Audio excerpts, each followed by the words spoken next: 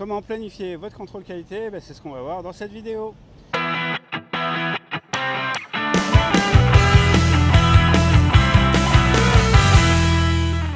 Alors pour tous ceux qui ne me connaissent pas, je m'appelle Laurent Drapeau, j'ai 28 années d'expérience dans l'import-export et sur cette chaîne je vous apporte des solutions pour vous lancer dans l'import-export avec des conseils personnalisés pour votre projet. Donc le sujet de la vidéo, comment planifier votre contrôle qualité.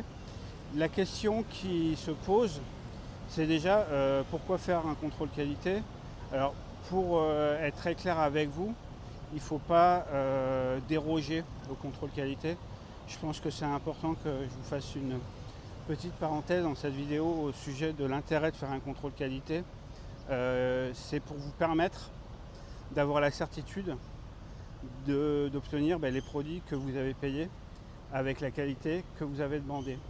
Voilà, donc ça c'est important que le contrôle qualité soit quelque chose qui soit dans votre process, tout simplement pour vous protéger et protéger votre entreprise et puis surtout délivrer les produits qui sont attendus par vos clients.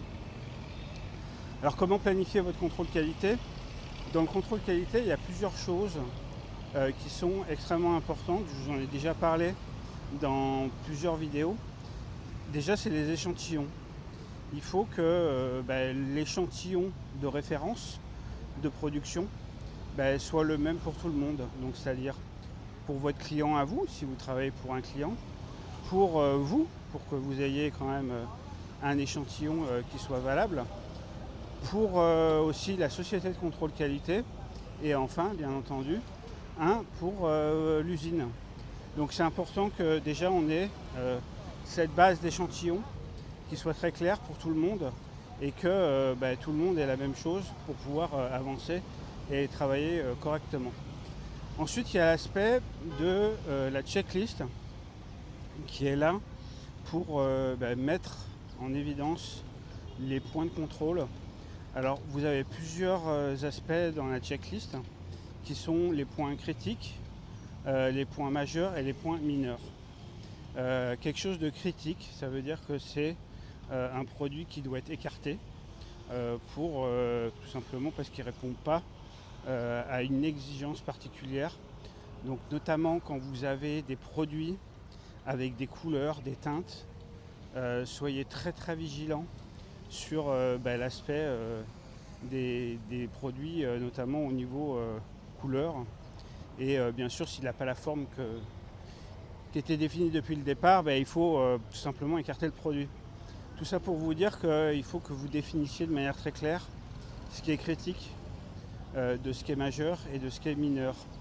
Par exemple, une erreur sur un chiffre, sur un carton, pour moi c'est du mineur. On ne va pas écarter tout le carton parce qu'il y a une erreur d'étiquetage ou une erreur de chiffre ou peut-être une lettre manquante. Par contre, un produit qui n'a pas la couleur désirée ou qui n'a pas la taille désirée ou qui ne correspond pas au plan qui a été défini, oui, ça c'est un point majeur et critique pour moi. Donc voilà, donc planifier votre contrôle qualité, c'est avoir un échantillon de référence qui soit le même pour tout le monde, avoir en fait une checklist complète et donc pour planifier ce contrôle qualité, il faut que tout le monde soit d'accord sur la date et que ce contrôle qualité puisse être fait dans les délais qui vous permettent aussi de respecter vos schedules de bateau. Donc si vous avez un cut-off par exemple à Shanghai le 28 juin, il faut que cette date soit respectée. Donc planifiez votre contrôle qualité le 25 ou le 26 au plus tard pour vous laisser aussi un petit peu de temps de réagir si y a quelque chose qui n'allait pas. Et puis aussi permettre à votre société de logistique, notamment quand c'est une planification sur des conteneurs complets, de pouvoir amener le conteneur jusqu'au port. Voilà, si vous souhaitez aller plus loin, vous avez le programme 90 jours pour réussir dans l'import-export. C'est un programme complet qui vous permet d'apprendre et de comprendre l'import-export pour pouvoir trouver des clients facilement, vous avez des séances de coaching privé, vous avez un suivi par email et par WhatsApp, et c'est vraiment tout aussi une solution si il y a certains aspects de l'import-export qui sont un peu plus difficiles pour vous au début. Vous avez des heures que vous pouvez en fait utiliser en me confiant en fait certaines tâches qui pour vous au début sont un peu plus difficiles. Sinon vous avez monserviceachat.com, donc tout simplement pour pouvoir déléguer le sourcing, le contrôle qualité, la logistique import.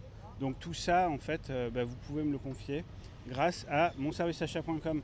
Voilà, comme d'habitude, je vais vous souhaiter une très bonne journée, une très bonne soirée ou une très bonne nuit et je vous dis à bientôt.